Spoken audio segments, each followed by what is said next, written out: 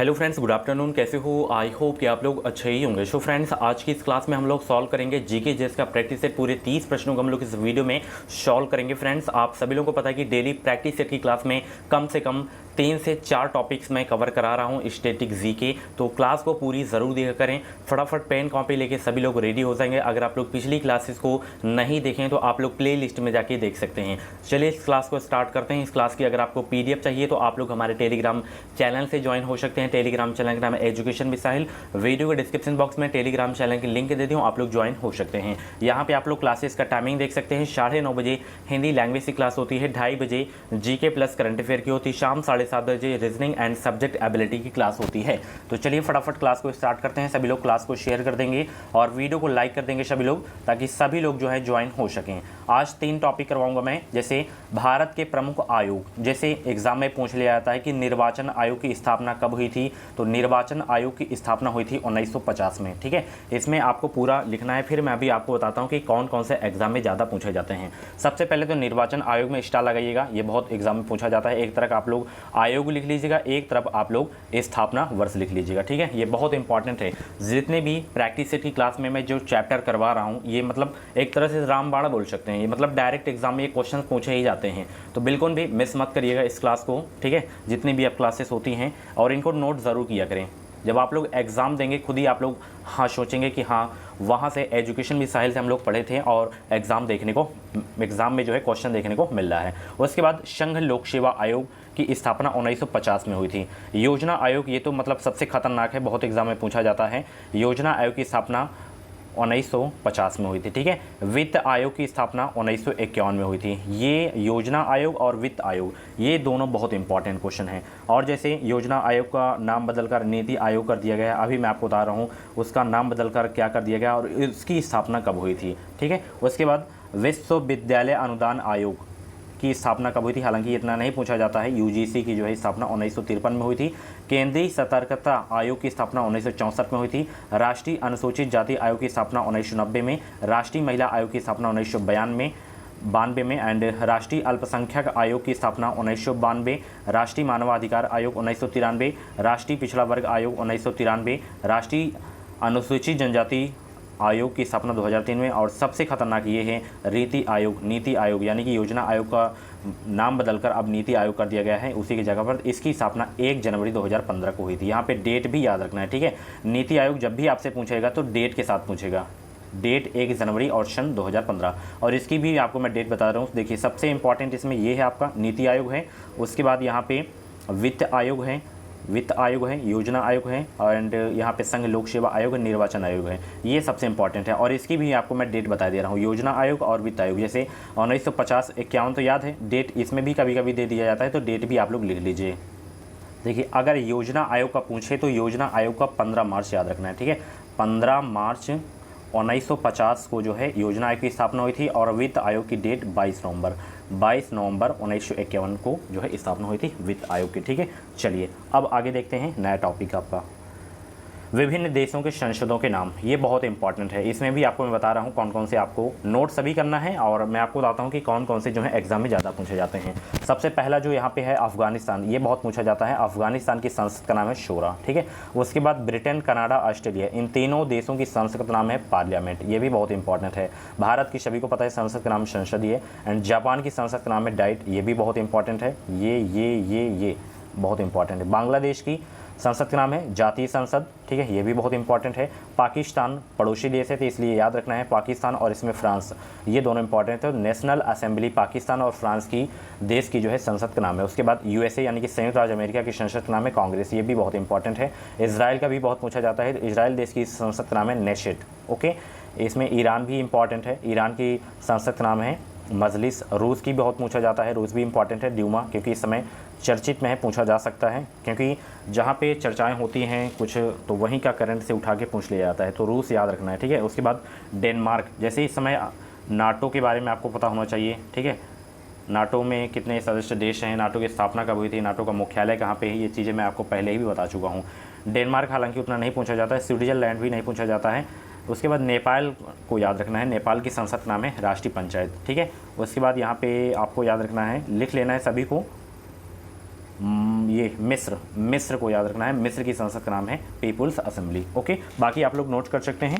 चलिए, मलेशिया भी लिख लीजिएगा, दीवान निगारा। चलिए, संसद हो गया। अब हम प्रमुख देश के उनके राष्ट्रीय खेल के बारे में देखते हैं। ठीक है, ये भी बहुत इंपॉर्टेंट चैप्टर है। जैसे भारत का राष्ट्रीय खेल क्या है? हॉकी। उसके बाद अमेरिका का राष्ट्रीय खेल क्या है? बेसबॉल। जिसमें मैं लाइन खींच रहा हूँ वो इम्पॉर्टेंट है। भारत का राष्ट्रीय खेल हॉकी, अमेरिका का बेसबॉल है, जापान का जूडो है, इंग्लैंड का क्रिकेट है, ब्राज़ील का फुटबॉल है, उसके बाद फ्रांस का फुटबॉल है, इंडोनेशिया का बैडमिंटन, ये भी बहुत पूछा जाता है, ऑस्ट्रेलिया का क्रिकेट है, ये भी बहुत इंपॉर्टेंट है। एंड यहाँ पे स्कॉटलैंड का भी बहुत पूछा जाता है। तो स्कॉटलैंड का जो राष्ट्रीय खेल है वो है रग्बी फुटबॉल, स्पेन का बुल फाइटिंग है, चीन का टेबल टेनिस है, मलेशिया का भी बैडमिंटन है और कनाडा का आइस हॉकी है। एंड भूटान का जो है तीरंदाजी है, रूस का शतरंज है, पाकिस्तान का हॉकी है। इसमें जितने भी थे 1 2 3 4 5 6 7 8 16 देशों के राष्ट्रीय खेल इसमें मैं बताया हूँ। तो 16 के 16 आपको याद रखना है। एक भी इसमें मतलब अनइम्पॉर्टेंट नहीं है, सब इम्पॉर्टेंट है, तो सब आपको याद रखना है। ठीक है, अगर राष्ट्रीय खेल से पूछेगा तो इन्हीं से आएगा, इससे बाहर नहीं आएगा। ओके, तो 3 टॉपिक हो गए हैं। अब हम प्रैक्टिस सेट स्टार्ट करते हैं। बहुत ही मज़ा आने वाला है आज की क्लास में। तो अभी भी जितने भी लोग क्लास को जो है शेयर नहीं किए तो फटाफट क्लास को शेयर कर देंगे और चैनल से आप लोग जुड़ जाएँ। चैनल को सब्सक्राइब करके बेल आइकन को ऑल पे प्रेस कर लीजिएगा। जो भी यूपी बीएड की अपडेट रहेगी वो अपडेट आपको सबसे पहले हमारे चैनल के माध्यम से ही देखने को मिलेगी। चलिए वीडियो को स्टार्ट करते हैं। अगर आपको हमारा 149 रुपये वाला क्रैश कोर्स चाहिए तो वीडियो के डिस्क्रिप्शन बॉक्स में लिंक दे दिया, आप लोग परचेज कर सकते हैं। 490 पेज की पीडीएफ है, पूरा मटेरियल आपको देखने को मिलेगा। बहुत ही हेल्पफुल है क्रैश कोर्स। चलिए, सबसे पहला क्वेश्चन यहाँ पे देख सकते हैं, निम्नलिखित में से कौन सी जीडीपी अपस्फीति कारक कहलाता है? कौन सी जो है जीडीपी अपस्फीति कारक कहलाता है? फर्स्ट का राइट आंसर बताने का प्रयास करेंगे। वेरी इंपॉर्टेंट क्वेश्चन है आपके एग्जाम के लिए। सेम टू सेम इसी तरह का पैटर्न रहेगा, इससे जो है हट के नहीं रहेगा। तो यहाँ पे देख सकते हैं अवास्फीति से वास्तविक जीडीपी का अनुपात, ये जो है जीडीपी का अपस्फीति कारक कहलाता है। ऑप्शन इसका ए वाला बिल्कुल करेक्ट हो जाएगा। जीडीपी का फुल फॉर्म अक्सर एग्जाम में पूछा जाता है। जीडीपी का फुल फॉर्म तो ग्रॉस डोमेस्टिक प्रोडक्ट इसका फुल फॉर्म होता है, ये भी आपको याद रखना है। ठीक है, चलिए नेक्स्ट क्वेश्चन यहाँ पे देख सकते हैं आप लोग, कौन सी संस्था नज़र रखती है कि बैंक वास्तव में नगद शेष बनाए रखी हुई है कि नहीं? कौन सी बैंक है वो? बहुत इंपॉर्टेंट क्वेश्चन है। दूसरा का जवाब देने का प्रयास करेंगे। कौन सी संस्था नज़र रखती है कि बैंक वास्तव में नगद शेष बनाए हुए है कि नहीं? तो वो रखती है भारतीय रिजर्व बैंक, यानी कि आरबीआई बैंक। ऑप्शन इसका बी वाला बिल्कुल करेक्ट हो जाएगा। RBI reserve bank of India इसका फुल फॉर्म है। इसकी स्थापना हुई थी 1935 में, इसका राष्ट्रीयकरण हुआ था 1949 में। इसका हेड क्वार्टर कहाँ पे है? मुंबई में है।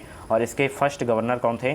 सर ऑशबॉर्न स्मिथ थे। और प्रेजेंट टाइम पे इसके गवर्नर कौन है? शक्तिकांत दास हैं। और आरबीआई के प्रथम भारतीय गवर्नर कौन थे? तो सीडी देशमुख थे। ओके, ये चीज़ें आपको याद रखनी है आरबीआई के बारे में। चलिए, निम्नलिखित में से किस देश के पास लिखित संविधान नहीं है? वह कौन सा देश है जिसके पास लिखित संविधान नहीं है? ये भी बहुत ही इंपॉर्टेंट क्वेश्चन है आपके एग्जाम के लिए। अगर आपको फ्री सीट लेना है तो बस आप लोग हमारे चैनल से जुड़े रहें। जितनी भी क्लासेस होती हैं उन क्लासेस को डेली देखा करें, नोट्स आप लोग ज़रूर बनाया करें। ठीक है, जैसे आज मैं करवा रहा हूँ, इसकी आप लोग नोट्स जरूर बनाइएगा आप लोग। ठीक है, तो देखिए यहाँ पे ऑस्ट्रेलिया के पास लिखित संविधान है, संयुक्त राज्य अमेरिका के पास है, बांग्लादेश के पास है। इन तीनों देशों के पास जो है लिखित संविधान है अपना। यूनाइटेड किंगडम के पास नहीं है लिखित संविधान। ठीक है, तो ऑप्शन इसका ए वाला बिल्कुल करेक्ट हो जाएगा। और भी देश हैं जैसे इजराइल हो गया, सऊदी अरब हो गया, न्यूजीलैंड हो गया, तो इनके पास भी जो है लिखित संविधान नहीं है। ठीक है, चलिए आप लोगों से क्वेश्चन है कि सबसे बड़ा लिखित संविधान किस देश के पास है? सबसे बड़ा लिखित संविधान किस देश के पास है? सभी लोग जवाब देंगे, उस देश का नाम बताएंगे। चलिए, भारतीय संसदीय प्रणाली में खाते पर वोट की वैधता कितने महीनों तक के लिए होती है चुनाव के वर्ष को छोड़कर? भारतीय संसदीय प्रणाली में खाते पर वोट की वैधता कितने महीनों तक के लिए होती है चुनाव वर्ष के छोड़कर केवल? तो वो होती है 2 महीने के लिए। ठीक है, ऑप्शन इसका ए वाला बिल्कुल करेक्ट हो जाएगा। तक्षशिला विश्वविद्यालय किन 2 नदियों के बीच स्थित है? ये भी बहुत इंपॉर्टेंट क्वेश्चन है, स्टार लगा के नोट कर लीजिएगा सभी लोग। और वीडियो को लाइक आप लोग नहीं करते हैं, वीडियो को लाइक ज़रूर किया करें और हो सके तो शेयर भी करें ताकि और सारे लोग भी ज्वाइन हो सकें। और जितने भी लोग नए हैं सब्सक्राइब कर लीजिएगा। इस चैनल से आपको निश्चित ही मदद मिलेगी, बहुत ही बेहतरीन कंटेंट आपको मिलेगा। तो तक्षशिला विश्वविद्यालय जो है सिंधु और झेलम नदी के जो है बीच में स्थित है, इन्हीं 2 नदियों के बीच स्थित है। ऑप्शन इसका ए वाला बिल्कुल करेक्ट हो जाएगा। चलिए, ऋग्वेद में सबसे प्रमुख देवता कौन है? ऋग्वेद में सबसे प्रमुख जो है देवता कौन है? ये भी बहुत इंपॉर्टेंट क्वेश्चन, स्टार लगा के नोट कर लीजिएगा। ऋग्वेद चारों वेदों में सबसे प्राचीन वेद है ऋग्वेद, और सामवेद हो गया, यजुर्वेद हो गया, अथर्ववेद हो गया। तो चारों वेदों में सबसे प्राचीन वेद पूछे तो ऋग्वेद। अगर पूछे कि कौन सा जो है वेद जो है गद्य एवं पद्य दोनों में लिखा गया है तो वो है यजुर्वेद। ओके, तो इसमें देखिए ऋग्वेद में जो सबसे प्रमुख देवता माने गए हैं वो माना गया है इंद्र को। ऑप्शन इसका ए वाला बिल्कुल करेक्ट हो जाएगा। चलिए, भारत में बंजर भूमि का सबसे बड़ा हिस्सा किस राज्य का है? बहुत ही सरल प्रश्न है, सभी को पता होगा। भारत में बंजर भूमि का सबसे बड़ा हिस्सा किस राज्य का है? तो वो है राजस्थान का। ऑप्शन इसका जो है डी वाला बिल्कुल करेक्ट हो जाएगा। बात यहाँ पे हो रही राजस्थान। राजस्थान की कैपिटल क्या है? जयपुर। जयपुर को पिंक सिटी के नाम से भी जाना जाता है। गुजरात की राजधानी है गांधीनगर। आंध्र प्रदेश की आप लोग बताइए, और मध्य प्रदेश की है भोपाल। ठीक है, चलिए, अंडमान और तथा निकोबार द्वीप समूह में सबसे ऊंची चोटी कौन सी है? जवाब देंगे सभी लोग। अंडमान और निकोबार द्वीप समूह में सबसे ऊंची चोटी कौन सी है? 8वां का जवाब देने का प्रयास करेंगे। अंडमान और निकोबार द्वीप समूह में सबसे ऊंची चोटी कौन सी है? तो वो है माउंट थुइलर। कौन सी है? माउंट थुइलर है। ऑप्शन इसका सी वाला बिल्कुल करेक्ट हो जाएगा। चलिए, अगले प्रश्न को जाते हैं। एक कोशिकी जीव कैसे प्रजनन करता है? एक कोशिकी जीव कैसे प्रजनन करता है? 9वां का जवाब देने का प्रयास करेंगे सभी लोग। एक कोशिकी जीव जो है कैसे प्रजनन करता है? तो कोशिका विभाजन से जो है प्रजनन करता है। ऑप्शन इसका ए वाला बिल्कुल करेक्ट हो जाएगा। इंपॉर्टेंट क्वेश्चन है आपके एग्जाम के लिए, और भी क्लासेस आपको प्ले लिस्ट में मिल जाएगी। चलिए, डीएनए का फुल फॉर्म बताइए। डीएनए का फुल फॉर्म बताइए सभी लोग। सभी लोग जवाब देने का प्रयास करेंगे। फुल फॉर्म ज़रूर आता है।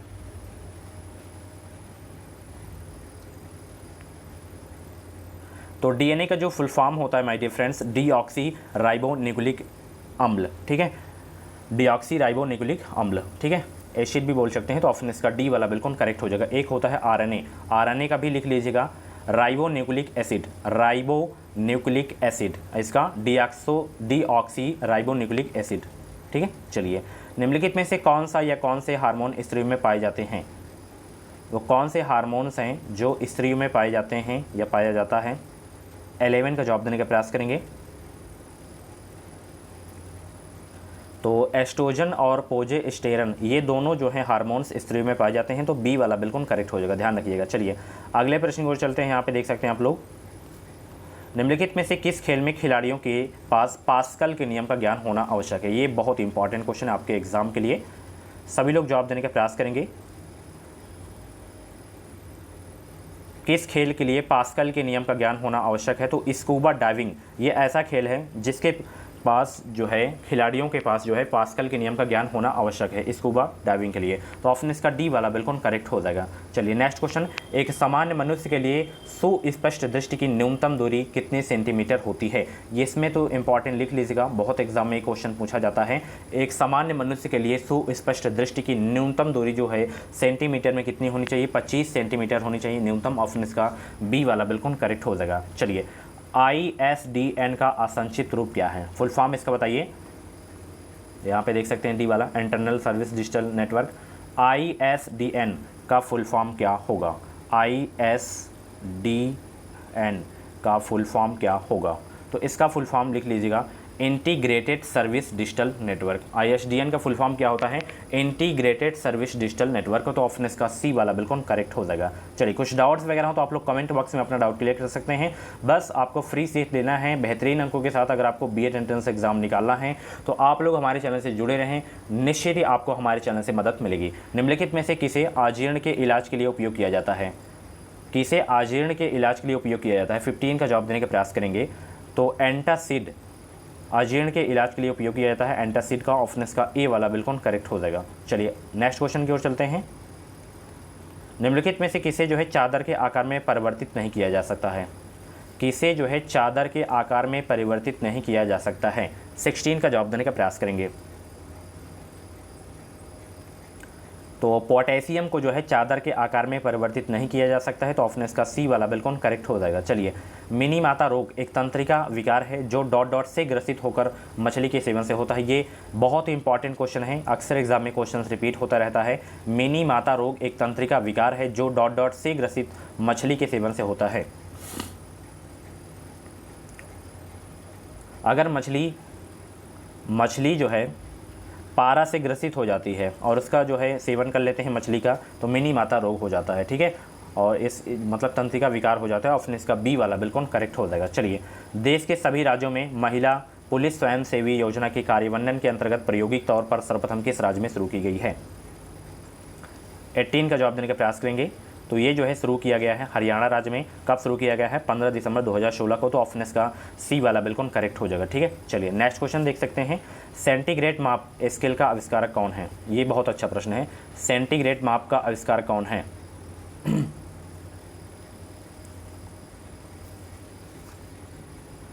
तो एंडर सेल्सियस हैं इसके आविष्कारक सेंटीग्रेड माप के। ऑप्शन इसका ए वाला बिल्कुल करेक्ट हो जाएगा। इसमें मिलान करिए, यहाँ पे कुछ ट्रॉफी हैं, कप हैं, कौन सा ट्रॉफी एंड कप किस खेल से संबंधित है ये आपको बताना है। 20 का जवाब देने का प्रयास करेंगे सभी लोग। तो ये संतोष ट्रॉफी तो सभी को पता होगा ना, संतोष ट्रॉफी का संबंध किससे होता है? फुटबॉल से होता है। अब आप लोग मिलान कर लीजिएगा, 3 में से एक तो आप तो पता ही रहेगा, तो दूसरा का आपका कहाँ चला गया? ए में चला गया। ईरानी ट्रॉफी, ईरानी ट्रॉफी का संबंध किससे है? क्रिकेट से है, तो पहला का बी में चला गया। बचा अजलान साठ कप, ये इसका संबंध हो गया, किससे हो गया? हॉकी से हो गया। तीसरा का सी, तो डी वाला बिल्कुल सही है इसमें, डी वाला। गड़बड़ लग रहा है क्या कुछ?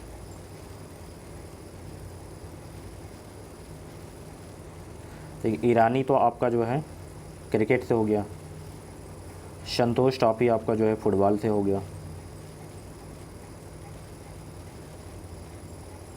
सही है ऑप्शन, मुझे गड़बड़ लग रहा है। आप लोग लिख लीजिएगा, ईरानी का संबंध क्रिकेट से है, संतोष का फुटबॉल से है,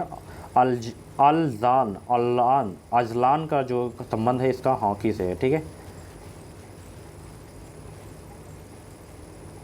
ये मिल तो रहा है, ये वाला बी वाला हो जाएगा। चलिए नेक्स्ट क्वेश्चन, तमिलनाडु में जल्लीकट्टू किस त्यौहार का एक हिस्सा है? ये बहुत इंपॉर्टेंट क्वेश्चन है आपके एग्जाम के लिए। जल्लीकट्टू जो है किस त्यौहार का एक हिस्सा है? 21 का जवाब देने का प्रयास करेंगे।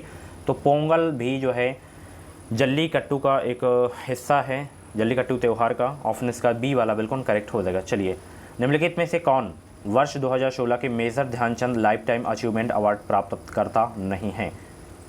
3 प्राप्त करता है, एक नहीं है। कौन से नहीं है? तो इसमें देखिए अमित कुमार नहीं है, बाकी राजेंद्र प्रहलाद सेलके, सिल्वानस डंग डंग ये हैं, साथी गीता है, अमित कुमार नहीं है। डी वाला करेक्ट हो जाएगा। 2016 का द हिंदू पुरस्कार जीतने वाली किताब जिन्नाह ऑफ ऑफन केमन टू आवर हाउस के लेखक कौन है? 23 का जवाब देने का प्रयास करेंगे।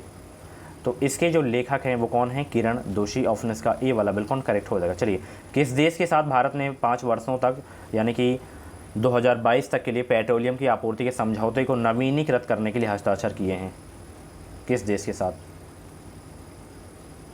तो ये किया गया है नेपाल के साथ। ऑप्शन इसका ए वाला बिल्कुल करेक्ट हो जाएगा। निम्नलिखित में से भारत का कौन सा पड़ोसी देश स्थल सीमा से घिरा नहीं हुआ है?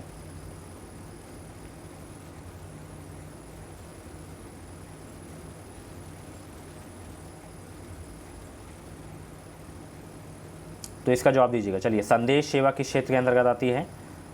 संदेश सेवा किस क्षेत्र के अंतर्गत आती है? 26 का जवाब देने का प्रयास करेंगे।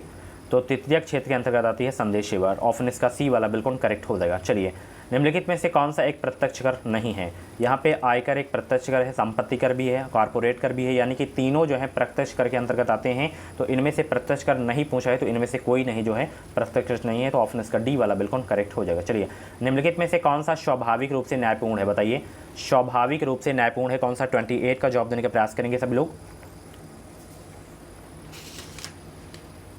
तो स्वाभाविक रूप से न्यायपूर्ण इसमें जो है आपका मौलिक अधिकार है। ऑप्शन इसका सी वाला बिल्कुल करेक्ट हो जाएगा। निम्नलिखित संशोधनों में से किसे भारत का लघु संविधान भी कहा जाता है? ये बहुत इंपॉर्टेंट क्वेश्चन है, जाते जाते आपको मिल रहा है। तो 42वें संशोधन को जो है भारत का लघु संविधान भी कहा जाता है। तो ऑप्शन इसका बी वाला बिल्कुल करेक्ट हो जाएगा। चलिए, इसमें आपको मिलान करना है, कौन सा मंदिर किस राज्य में है? वृहदेश्वर मंदिर, वृहदेश्वर मंदिर आपका जो है कहाँ पे है बताइए? तमिलनाडु में है। दिलवाड़ा मंदिर राजस्थान में है। लिंगराज मंदिर कहाँ पे है? उड़ीसा में है। एंड हम्पी में स्मारकों का समूह कर्नाटक में है। तो मैंने बता दिया, आप लोग मैच कर लीजिएगा, सी वाला करेक्ट हो जाएगा। चलिए, सो फ्रेंड्स, ये थे जीके जीएस के टॉप 30 क्वेश्चंस। और टॉपिक्स वाइज में आपको कैसा लगा क्लास? अपना स्कोर जरूर बताइएगा। 30 में से आपके जितने भी प्रश्न सही हुए हों तो आप लोग फीडबैक कमेंट बॉक्स में ज़रूर दिया करें। तो मिलते हैं अगली वीडियो पे। इसकी PDF अभी आपको मिल जाएगी टेलीग्राम चैनल पे, नोट्स ज़रूर बनाइएगा। ओके, चलिए और भी क्लासेस आपको प्लेलिस्ट में मिल जाएंगी। थैंक यू सो मच, मिलते हैं अगली क्लास पे।